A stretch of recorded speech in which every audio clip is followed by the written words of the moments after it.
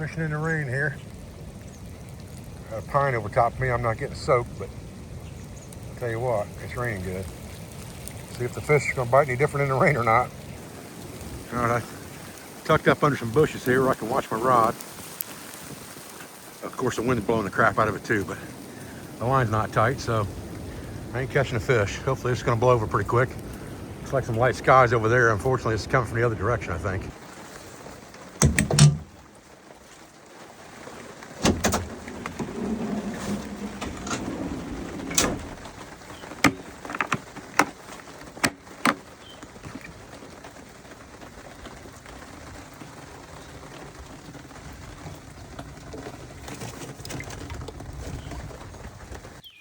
Well, pretty much quit raining now.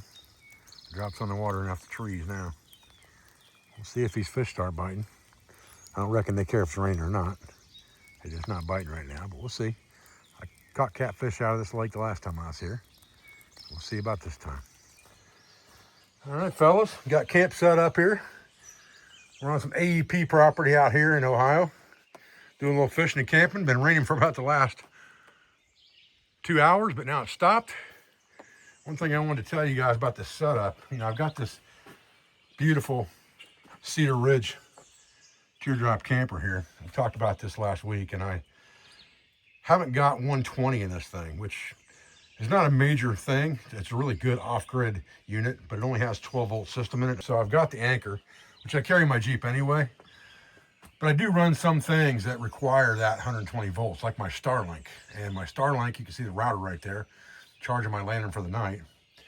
And the cord for my dish is out here in front of the Jeep in more of a clearing area where I've got an open sky. And the thing is, there's absolutely no cell phone service out here. My phone is in SOS mode, okay? So if it wasn't for this Starlink, I would have zero comms unless it was an emergency comm with my wife of some kind. But with Starlink mobile, I got full access to the internet. As long as I keep that puppy charged and I've got a full 100-watt solar panel, I can hook straight to that. One of the things I really love about this Cedar Ridge camper are these windows that basically lock down on the inside, but they're awning style windows. So when you unlock them, you can unlock them just so they're part way open to get ventilation in there. But if you unlock them all the way, they become an awning style window and you can lock them.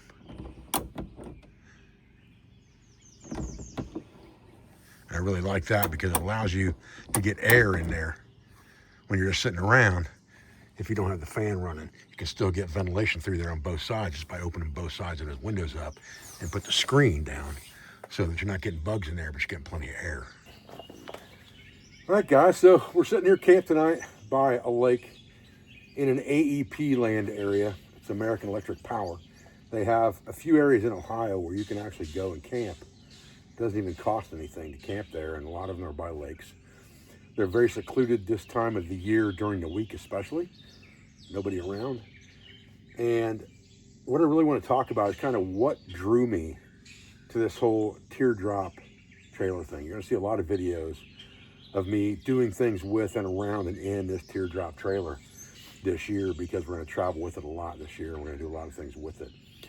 And kind of what drew me to it, number one is, if you've got a spouse that travels with you, and my wife has done, bless her heart, advanced classes in some of the crappiest conditions you can imagine.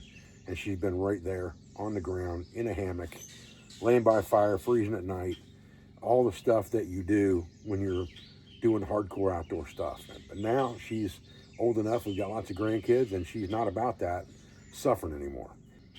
And to tell you the truth, I don't have anything to prove either. I've suffered a lot, and I've shown suffering a lot. And I still sleep on the ground and in hammocks, on almost a bi-weekly basis with classes, especially intermediate advanced classes. We spend the entire time in the woods with them, camped very, very primitively with next to nothing. So I still do it all the time. So for my recreational time, I wanted something a little different. And I really kind of look at these things as the Conestoga wagon, if you will, of the 21st century. You've got an area, a galley in the back, just like an old chuck wagon, where you've got your cooking supplies and things like that. Instead of having a fire, although you can cook on a fire if you want to in these things, you have a stove that pulls out and things like that so that you can cook on a stove if you want to.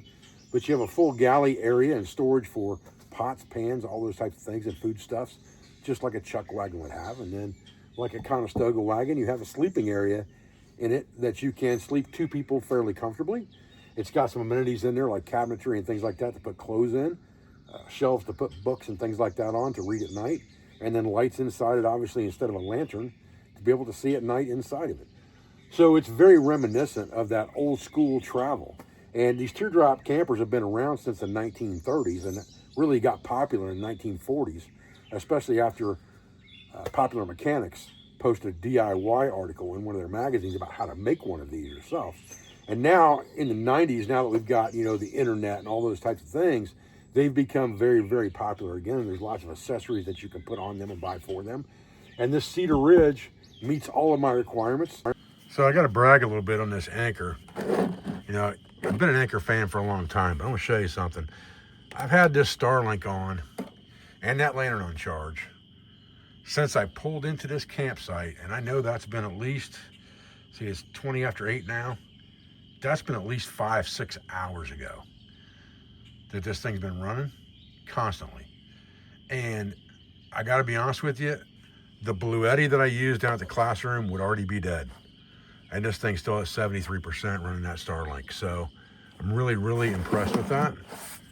And I just thought I'd let you guys know it's just a little follow-up on this anchor.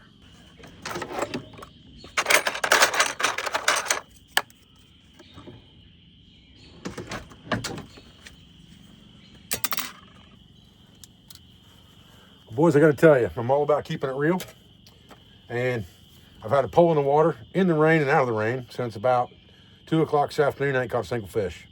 So I don't feel like fixing a bunch of food tonight. I'll fix myself a nice breakfast tomorrow, but tonight it's going to be peanut butter and mayonnaise. So if that's gross, I don't know what to tell you, but don't knock it till you've tried it. A little Jif and some Dukes, man, that's money. Like I said, boys, don't knock it till you try it. So good. Might have to have 2 of those.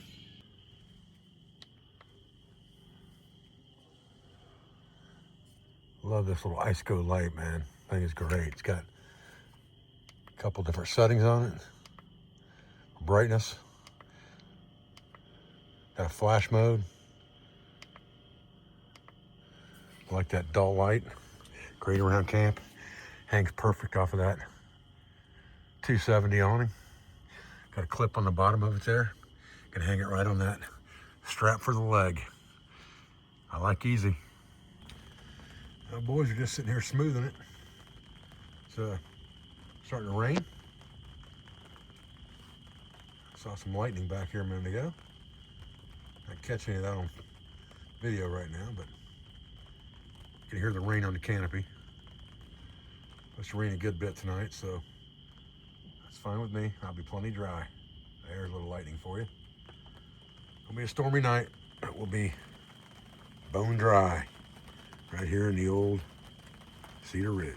I wanted to show you a couple things again, you know, just simple tips, tricks, things I come up with that may help somebody.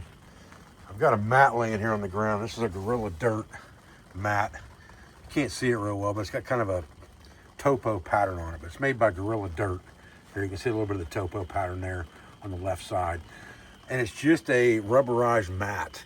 And I've got about half of it underneath the trailer and about half of it out. And this is kind of my welcome mat. So when I take these muddy boots off tonight, what I'll do is I'll put them right underneath the camper, right there on the ground on that mat.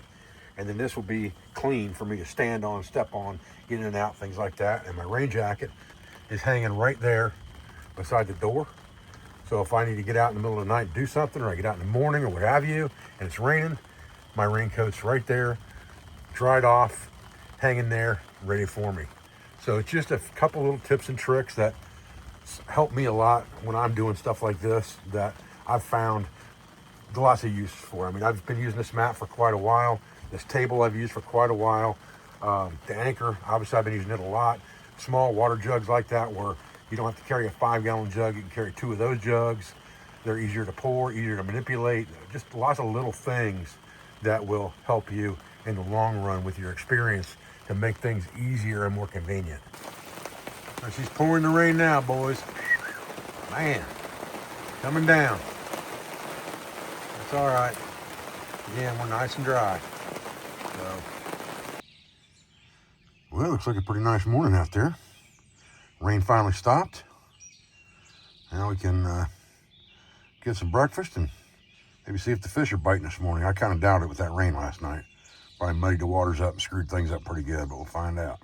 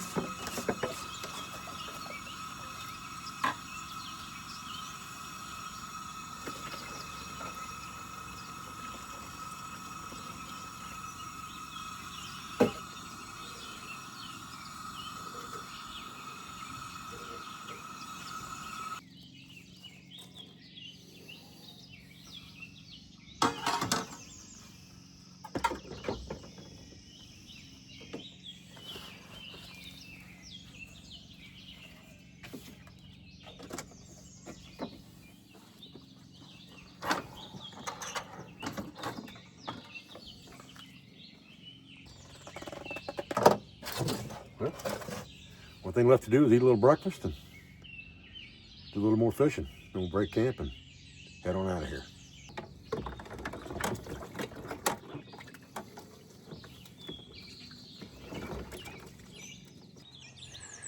This pantry area works out really, really well. In this teardrop, I can hold all of my stainless steel that I cook with. You know, I've got an 8-inch skillet in there, 10-inch skillet, 8-inch carbon skillet, an extra lantern, 2 bush pots, mixing bowl, coffee pot with a couple cups in the bottom of it, all my racks, things like that for cooking, toaster, cutting lid, plates, cutting boards in the back, and just very, very neatly goes in and stores in the side. This drawer here is right underneath the sink, where the sink drops in right here in this hole right beside the stove. And just a perfect little organizational drawer for all of your cutlery. Sink drops into this after it's dried out, and then your stove slides right in and you're done.